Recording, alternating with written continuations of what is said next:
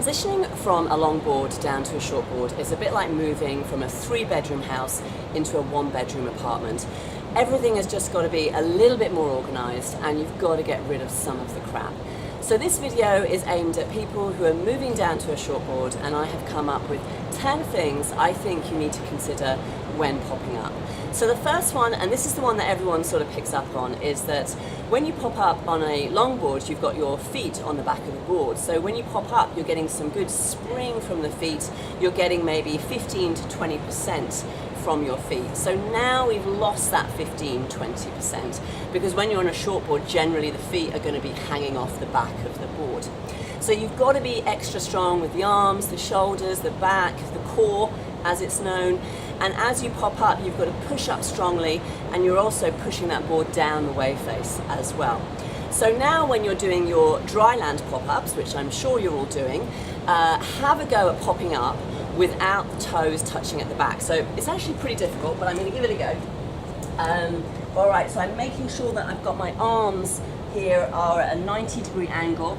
I'm going to sort of lift my legs up slightly, so I'm sort of spring loading my body, and then I'm going to jolt them down and bounce off the thighs, so it looks something like this.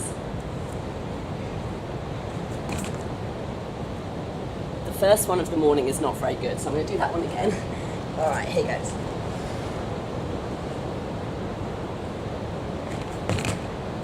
All right, I think that was a little bit better, but it's pretty tricky, but it's really good practice. And then when you get out there in the ocean and you've got the gravity and the speed of the wave to help you, I think you'll find it a bit easier.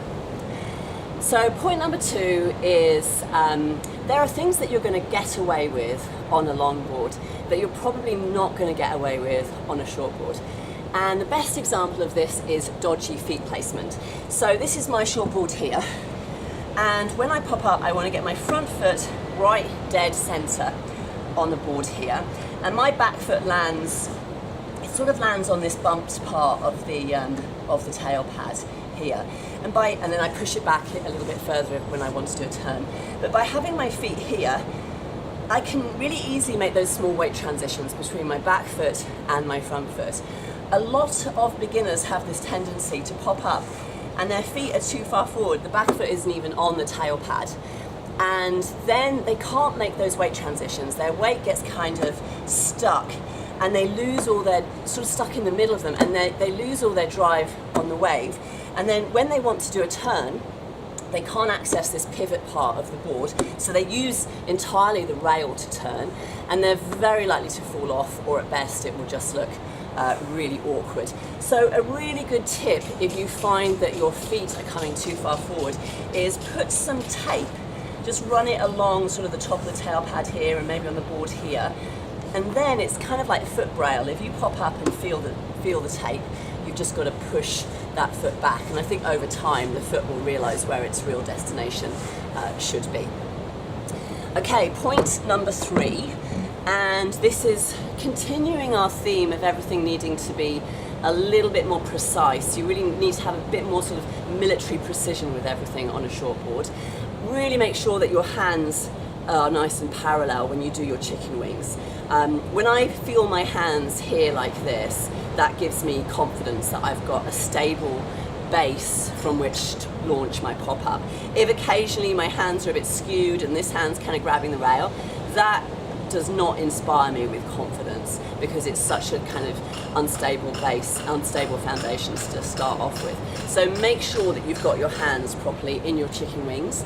When you're popping up, your shoulders should be pointing forwards. You don't want to twist the shoulders too much, but you do want to really twist the hips. It's a 90-degree twist with the hips.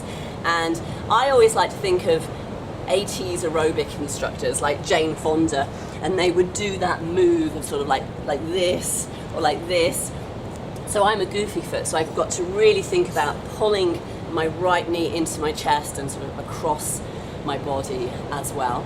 Make sure you're keeping your head nice and centered on the stringer, or think of yourself as like a puppet and you have a string coming from the crown of your head, and as you pop up, the string is slowly being pulled upwards.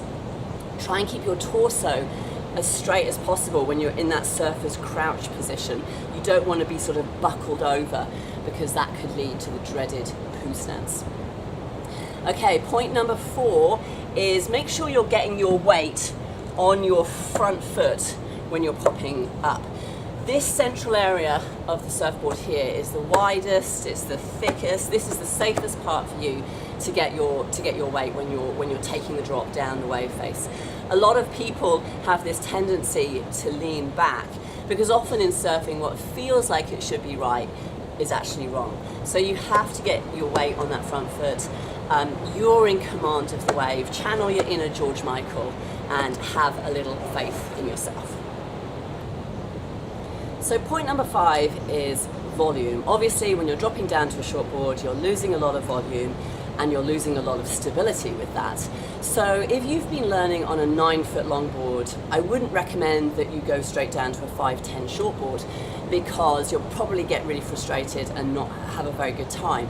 I would recommend you go down incrementally, so try an 8-foot first and then maybe a 7-foot, work your way down like that, but make sure you're developing good technique first of all on a longboard or a mini mal before you go onto a shortboard, because I see a lot of shortboarders and they have this sort of clunky pop up and they're flailing their arms around and they're in poo stance, and I know it's because they've gone onto a shortboard too soon. So smooth out your style on a longboard, be able to turn a longboard first before you go onto a shortboard. And if you're getting around to choosing a shortboard, there are lots of sort of really good shortboards that are really nice and fat and wide on the market these days. So these are boards like the Channel Islands Average Joe or the Firewire Baked Potato or the Rusty Dwart. And those boards, they almost paddle like a longboard and they nearly have the maneuverability sort of a shortboard as well. So don't let your ego choose your surfboard for you. Don't choose your board just because it fits in your car or it's easy to carry down to the beach or you can duck dive it, because there's always going to be a trade-off, and the trade-off could be that you can't catch the wave, so then it's not worth it. Okay, I mean, I have made that mistake, lots of other surfers have done the same, but do yourself a favour and don't make that same mistake as well. Okay, that's it for part 1. Part 2 of this subject, the next video is going to look at wave positioning and angling, fun things like that. And if you like this video, if you found it in any way remotely interesting or vaguely useful, then you could always subscribe to the channel on YouTube. And if you want to find out more about the surfing and yoga retreats here in Costa Rica, check out the website puravidaadventures.com. Thank you very much for watching. Bye.